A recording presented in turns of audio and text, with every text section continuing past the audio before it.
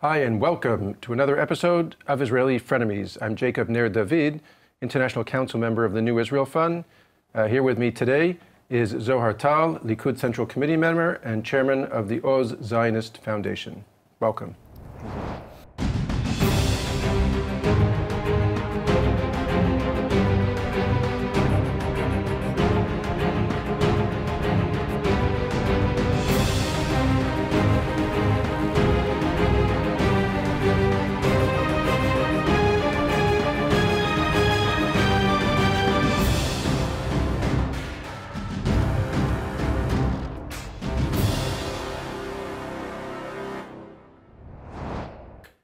And we're here to discuss the elections. This week, Israel has announced we are going to the elections. Yep.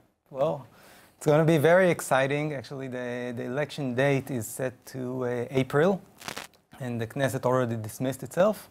And I think we are already seeing new parties that are emerging. What do you think about the new ones? Let's hope for some new parties, because the old ones haven't really brought us too far, I believe. We can get into it. But I think the bigger issue is, what are these parties? Are they all one people show? I don't want to say just one man show, one person shows, or sometimes two people shows, right? We talk about the Gantz party, Bennett Shaked, Bibi. Yeah.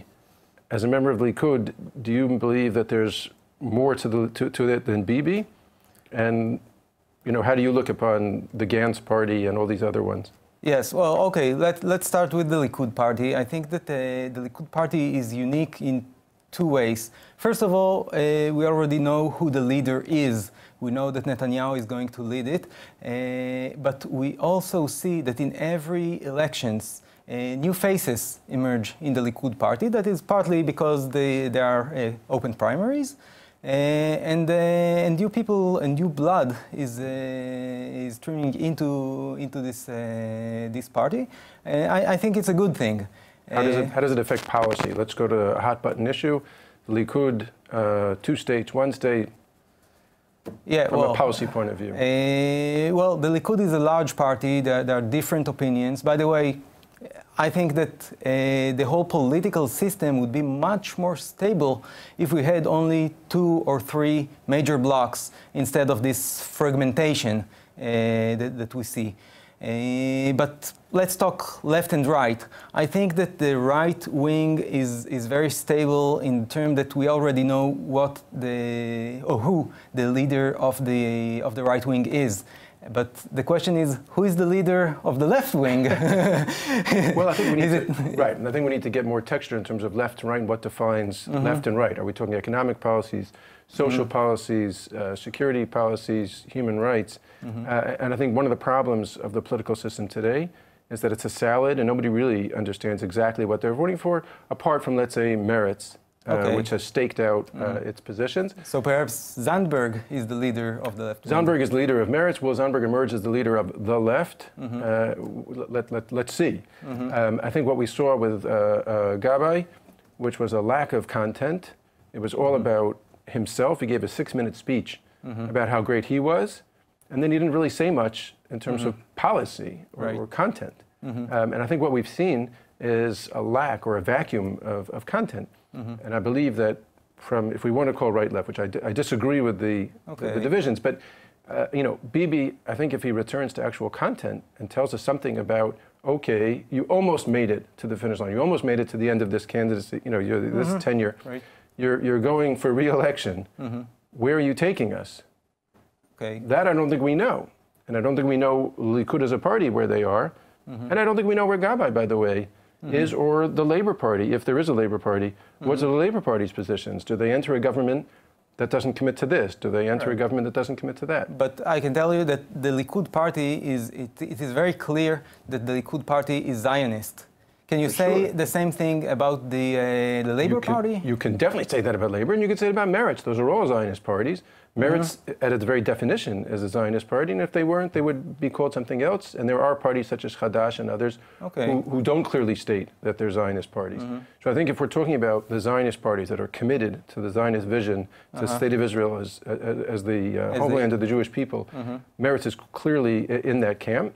I think the question is of, let's say, Chadash, does it stay with the Rishima Mshutefet, the united list, which it ran with last time? Dov Khanin, does he stay? Where does he fall out? Will he remain a member of Knesset?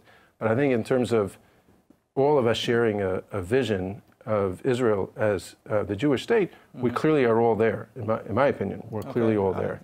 Yeah, well, I'm not sure that Zohar Ba'alul he might not agree. He might not agree. By the way, I think Naftali Bennett would agree we can have major differences in terms of policy. And we can line up generals on this side, on that side, in terms of security issues. I think in visions of where we want to go, right, I think there, again, I believe we're missing from the Likud and Naftali and Ayat Sheked's new party, we don't know. Right? We know what they said when they were by UD. We don't know what their actual policy platform is going to be, and they've got a few weeks to get it together and let us know. You know, the Bayit UD without them, again, who knows? If you clearly want to say, I'm for annexing, for example, Judea and Samaria, then make that your platform. The Likud party has not said that. The leader of the Likud party, as you said, Bibi Netanyahu, is not in favor of annexing Judea and Samaria, or at least he hasn't told us if he is. So I think on the key issues, both Bibi and the party need to say what their platform is. And I think that goes the same thing to the Labour Party. If it, you know, however it emerges, whatever happens to Tzipi Livni, what will happen to Tzipi Livni and her remaining Knesset members, that is, you know, my dream is that everyone should rise to the occasion over the next few weeks and clearly state where they want to take the country.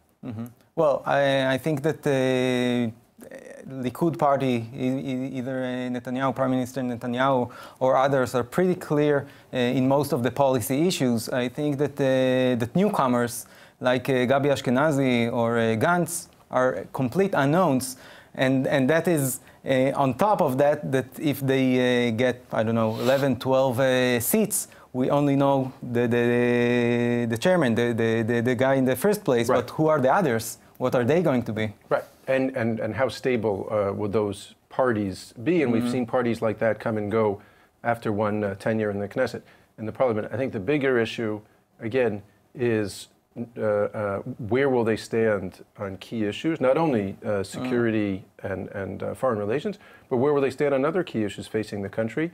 We just don't know. As you said, they may be known names, but they're completely unknown in terms of their positions. My issue is more, I mean, it's with those people, but my issue is even more with people who are now finding their platforms, and they've got, again, a few weeks to get together what their platform is going to be beyond running as a person, which unfortunately our current political system doesn't allow us to vote for people. We vote for parties. And again, would you support going back to direct voting for Prime Minister? Yeah. I think that was a step in the right direction. I think not only is going for a direct election for the Prime Minister, but also for some clear separation of parts of how we govern, legislative, executive, and so on. I think if there were direct elections for Prime Minister and an executive branch, we would have a bit more stability than we have today, and a bit more ability to carry out policy without worrying every day that a party is going to leave the government and we don't have a government. Right. What do you think about the leadership?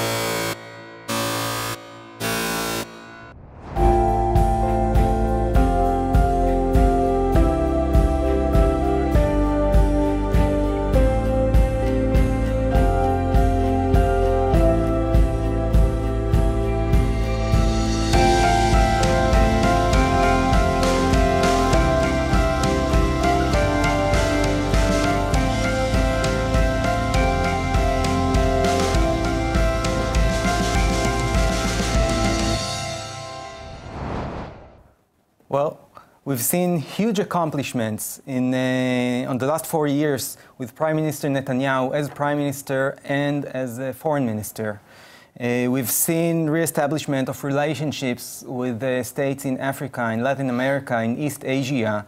And I think the last visit to Brazil is just the great last triumph of a great term. What do you think about Netanyahu's foreign policy in terms of getting more countries on board with us? Right. Well, I think, again, it's a question of what does it mean to get countries on board with us, and sometimes Bibi's accomplishments boomerang on him. For example, the more than support that he gave to President Trump, and then declaring success when the signs were switched at the embassy from the consulate to an embassy. And I would give him credit for accomplishing that and for pushing Trump on that, for example. But when you talk about Latin America and Eastern Europe and other places where it's not so clear whether the leaders that he's creating these relationships with really share our values. And again, I believe that's important for us, perhaps more than any other country in the world, to say what are our values, and are these countries that we're creating close alliances with sharing our values. And I would say the same thing about Saudi Arabia, by the way. So I'm not picking on Latin America. Well, I have to say that I'm a bit surprised, because if there are no relations, then the left-wing activists come and say, "Oh, Netanyahu doesn't doing anything. He's only damaging us, etc., etc." Once he gets those countries on board and say, "Oh, no, but these countries, they're not good. They're not as good as us. They're not as democratic as us. They're not as some other things." So eventually it comes to that only if European democratic countries support us, that's good, and all the rest we really don't care about. Is that true? No, obviously not. However, you have to say, okay, am I going to take any country and any leader of any country, not any country, I meant any leader of any country at any price, right? That's really the question. Okay. And again, not many people are as well versed as they should be, including myself, right, on certain leaders of certain countries and so on. And often it's only after the fact that people attack and say, you're cozying up to this human rights violator and so on and so forth. I think it'll be much more inspiring if we would formulate as a foreign policy as to how we inculcate our Jewish values in our foreign policy. And I think that would be inspiring.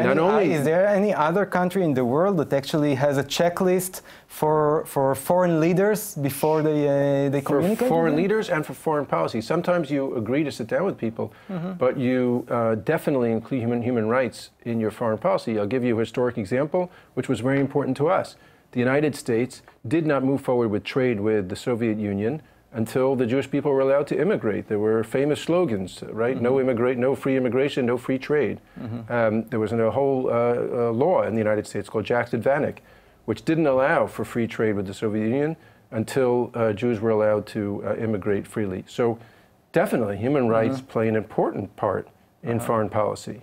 Do you see any country today that doesn't, for example, have relationships with China because of that?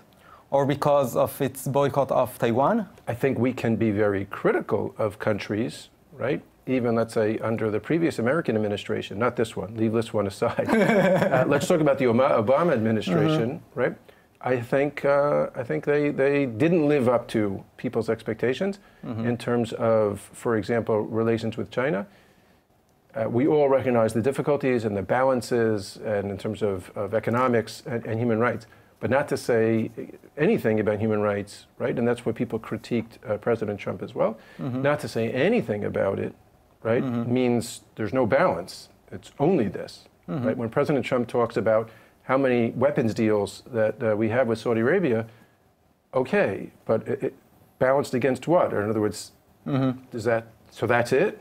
Okay, well, we can look at it on the other way with the Obama administration that was very eager to establish a new Middle East and new relations with the Muslim world, but eventually ended up with not supporting the what do you say, the leaders of the secular Arab countries and bringing ISIS and other forces which are much more extreme. I agree, and we were partly responsible for creating Hamas. So we all make mistakes. I think, though, if we go back to Israel's foreign policy and what we should expect from our leadership, no matter what party they're from.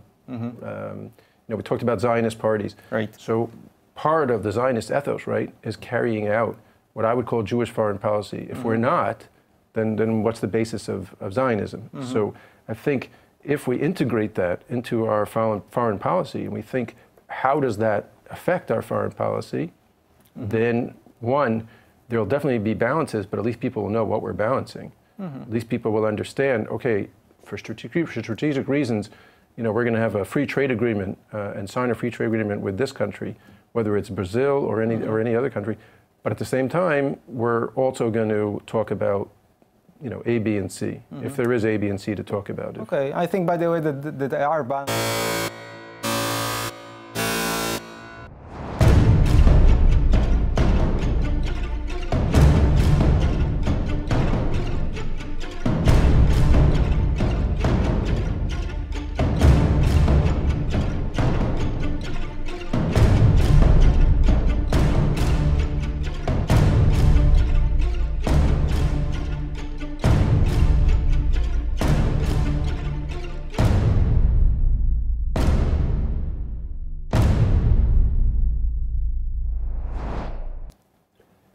In a week where we're going to elections here in Israel, we have issues that never go away.